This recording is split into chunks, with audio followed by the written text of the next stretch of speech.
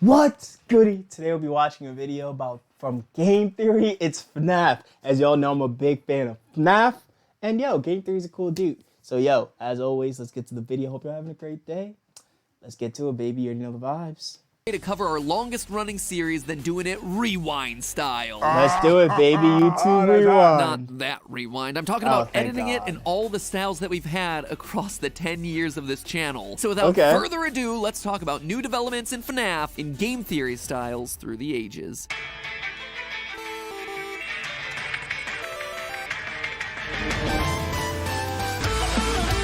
Let's go, baby.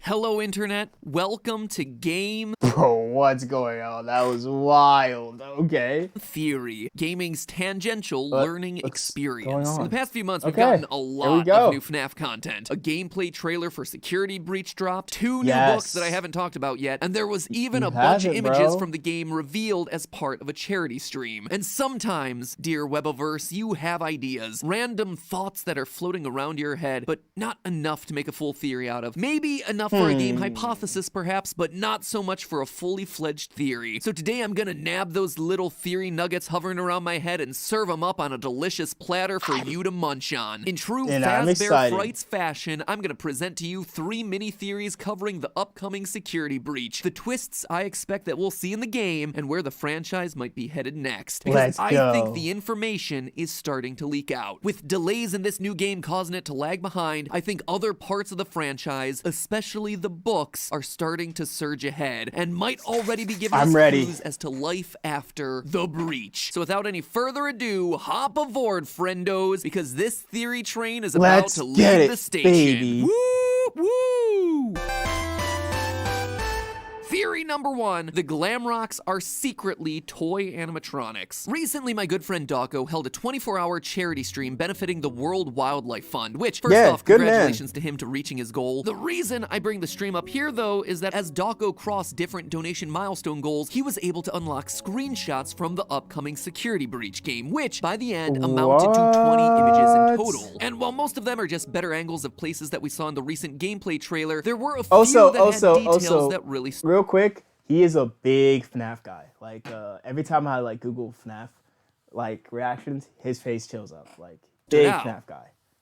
But let's get back to it. First was confirmation that Bonnie appears to be in the game in the form of Bonnie Bowl. Whether Bonnie is physically in the game or if this is just an Easter egg reference is unclear, but it's a huge detail because up to this point, Bonnie has been absent from all the imagery of the Glamrock animatronics, seemingly replaced by the newcomer Montgomery Gator. It had led everyone, myself included, to think that the game was just pulling a sister location where, if you'll remember, Chica was actually absent from the Funtime lineup, replaced by new characters like Baby and Ballora. But no, Bonnie is here at the Pizzaplex, if not physically, then at the very least from a lore perspective, leaving the only missing face from the core 4 to be Foxy, and we'll get back to that in a minute. Other interesting shots included a view from what appears to be inside of Montgomery Gator's mouth, and while this certainly could be a walkway to a different part of his Gator Golf section of the restaurant, considering we see decorative heads on the walls and different photos from the stream, the view from inside this mouth just doesn't line up for me. It feels too high up to be a walkway, too closed of a mouth to have humans walking through it like they'd be walking through a golf course. Instead, and admittedly this is a bit of a long shot, could this be an indication that we're actually going to be riding inside of Monty at some point in this game? It might seem outlandish, but it actually fits with what's already been leaked out about this title. In case you weren't aware, Funko Pop leaked out this statue of Security Breach, where we see our character Gregory hiding inside of Glamrock Freddy, indicating that at least one of the animatronics, Freddy himself, will be working alongside us to survive against Vanny the Killer Rabbit. So why not the other animatronics too? Looking at the characters side by side, we see that both Freddy and Monty seem to have a similar build and the same flip-open chest cavity. And consider this, we're stuck in the Pizzaplex, meaning that we'll presumably need ways to unlock different sections as the night goes on. Maybe one way to do that is by unlocking new abilities from the animatronics themselves. We see in the gameplay trailer that Monty is able to break through locked chain link fences. Maybe instead of him using that ability to chase us, it's us boss inside of him using it to access new parts of the park. Kind of like Zelda, except, you know, animatronic murder theme. Bro, like I said, that's a wild shot, but claim, admittedly, it'd be a though. pretty interesting gameplay That's mechanic a that kind of wild... aligns with stuff that we think we know about this new title, so just saying. However, the That's biggest wild, though, reveal bro. came with the last picture, where we see a shattered version of Glamrock Chica abandoned in what's labeled the sewer. And while that alone alludes to some darker sections of the game, it's how she's dismantled that I wanted to call attention to. Chica has no beak. And as anyone who's been on this 6-year ride alongside me might remember, Chica missing her beak in this series is a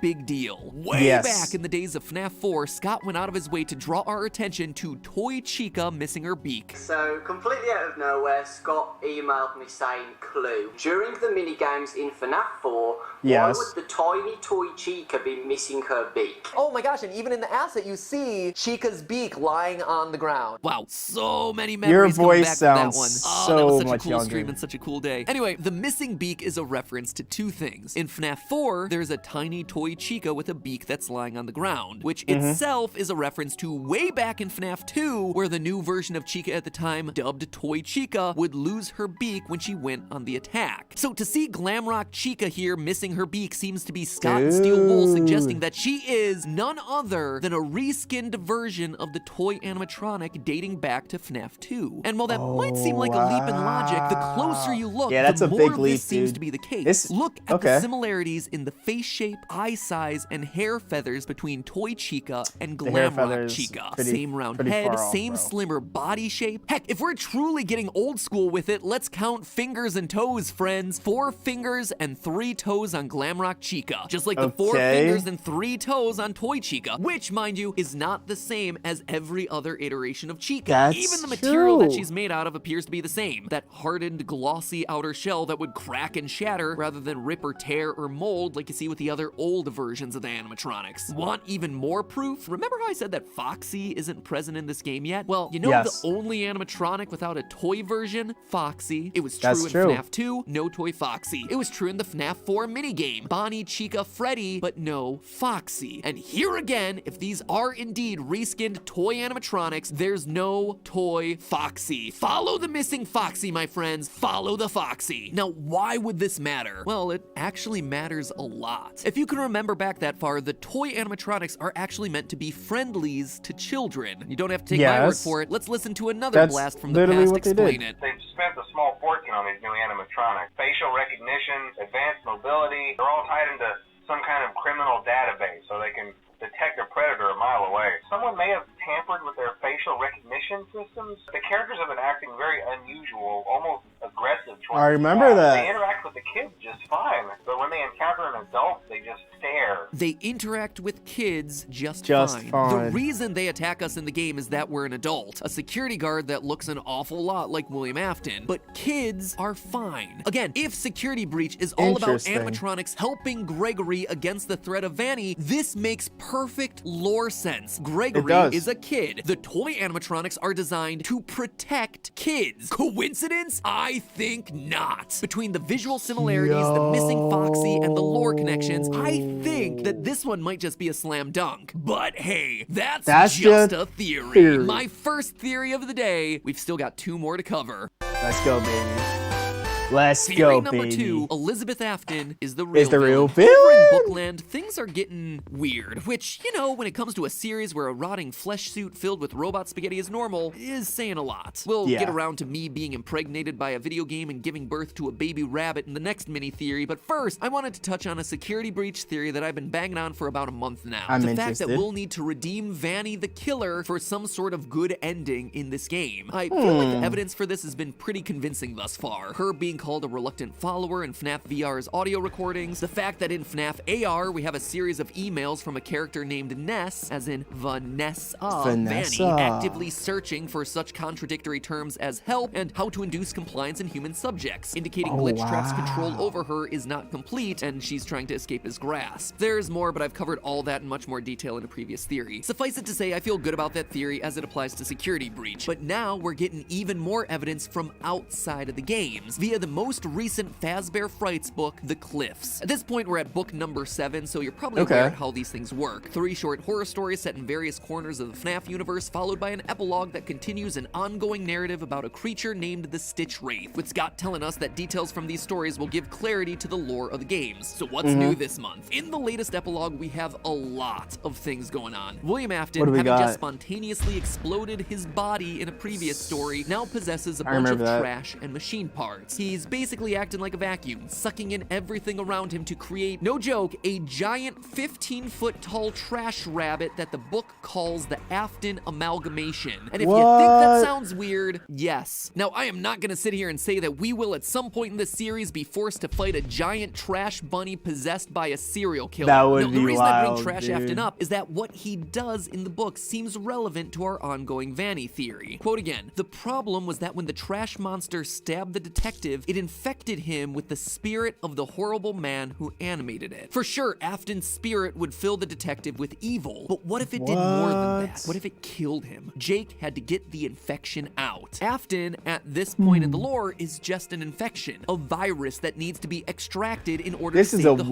body. And it can be transferred just by a touch or a small wound. And so yet again, we get even more evidence for innocent people getting Afton infused into their bodies and needing to be cleansed, just like I've been predicting with Vanny this whole time. But there's another reason that I want to talk about this epilogue. Sure, the main action of the story is focused around our heroic detective teaming up with the Stitch Wraith to use the screaming mask of the puppet to destroy the giant Afton trash bunny, which is every bit a fever dream insane as it sounds. But while all of this chaos is going on, there's someone else running around controlling things behind the scenes. Baby. Throughout the battle, we continuously catch short glimpses of a long-necked female animatronic. This, my friends, is Baby. The long neck is actually a callback to book 1 of the series and her story to be beautiful. Anyway, she fuses up with the Afton Amalgamation until they start using the puppet mask against it, at which point she pieces out. And it's only then, after she leaves, that Afton loses. We get confirmation of this in the final sentences of the story. One final quote: "The awful man's spirit wasn't as powerful as it had pretended to be. Afton's spirit was barely hanging on to this reality. Something besides Afton had been controlling the trash rabbit, and whatever it was worse." The real threat here wasn't Afton at all, it was Baby. She's the one at the end of the story who escapes to fight another day. She's the one who leaves the cliffhanger. And that, my friends, is weird. Let me explain myself. I think everyone, Scott included based on his Reddit posts, was surprised when Security Breach didn't come out last year. And just like the Marvel Cinematic Universe, when you have an elaborate connected lore, release dates lining up matters a lot. Except for one problem. When the ship is already sailing and there are so many companies and moving pieces and agreements involved, changing launch dates becomes really hard and potentially really expensive. To my knowledge, the book release dates never really shifted despite the game getting delayed. So could this epilogue be a preview of what's coming after Security Breach? Think about it. In the Stitch Wraith story, Afton is doing what we expect him to do in Security Breach. He's acting like a virus infecting someone, in this case Vanny, who then needs to be cleansed. But then Fazbear Frights effectively ends Afton's story. It outright calls him weak. He's defeated by the mask, and it sets up Baby to become the ongoing big bad moving forward. What I'm saying is that what if this book was supposed to come after Security Breach had been released? But now, because of the game's delay, we're getting a preview of what it's setting up moving forward. In the trailer for Security Breach, we get this line: "There is more going on here than you realize." Maybe there really are some new tricks up this game's sleeve. But what could Baby be working on moving forward? Well, for that, it's time to talk about theory number 3. Theory number 3. Theory number 3, baby. Snatchers. And now it's time for Matt Pat's final thought. Or Let's final get it. theory, I suppose. Man, I those were really cringy for those first couple episodes. Why did I think that was a good idea? Anyway, I'll keep this one a bit shorter since the episode's getting long, but basically at this point we've got ourselves 21 short stories in Fazbear Frights, and they cover everything from haunted animals to killer dolls to deadly video games. But there's one consistent theme across a shocking number of these stories: body snatching. In book number 1, we have To Be Beautiful, where Baby steals a human girl's body piece by piece so she can take over her identity. In book number 2, we have Lonely Freddy, where a boy is lured to the back of a Freddy Fazbear's pizzeria and mind swapped into a Freddy doll so the animatronic AI can go out into the real world posing as him. In book number 3, we have Room for One More, where mini Renas shove themselves into a security guard's stomach so they can escape out into the surface world, a very direct parallel to the sister location ending. Book number 5 has In the Flesh, where, fine, I'll talk about this one, a male game game designer, after a series of events, literally gives birth to a physical form of glitch trap by slicing him out of his own impregnated stomach. And of course, the game designer is named Matt. The guy is also a supreme jerk to everyone else throughout the story, so thanks a lot, Scott. Very subtle. Didn't know you felt that level of hostility toward me. But again, which is animatronics hilarious. To escape out into the real world, to become real, or outright posing as their identity. And last, but probably most explicitly, is the latest story, He Told Me Everything, in which, and I'm gonna tell you what happens in the story, and you're not gonna believe me, but this is what happens in this story. A cult-like science club experiments using a substance called Phasgoo. The experiment involves the students pulling out one of their own teeth and feeding it to the goo, which then connects a gooey tendril to their finger. We eventually learn that the goo is draining the students' organs and bones in order to grow into a perfect clone of the original host. It is